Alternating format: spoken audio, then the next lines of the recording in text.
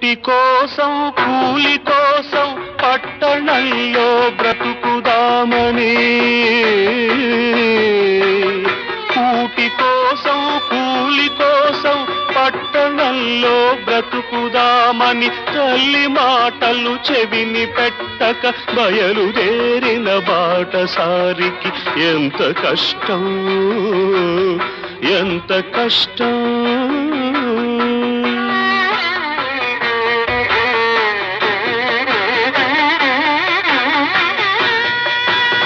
మూడు రోజులు ఒక్క తీరుగా నడుస్తున్నా దిక్కు తెలియక నడి సముద్రపు నావరీతిగా సంచరిస్తూ సంచలిస్తూ దిగులు పడుతూ దీనుడవుతూ తిరుగుతుంటే చండ చండం తీవ్ర తీవ్రం జ్వరం కాస్తే భయం వేస్తే ప్రలాపిస్తే మబ్బు పట్టి గాలి కొట్టి వాన వస్తే వరద వస్తే చిమ్మ చీకటి క్రమ్ముకొస్తే దారి తప్పిన బాటసారికి ఎంత కష్టం, ఎంత కష్టం.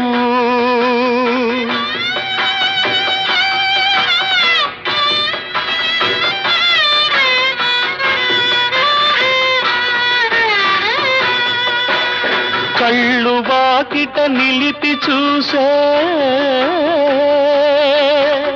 పల్లెటూళ్ళో తల్లి ఏమని పలవరిస్తోందో, కళ్ళు వాకిట నిలిపి చూసే పల్లెటూళ్ళో తల్లి ఏమని పలవరిస్తోందో.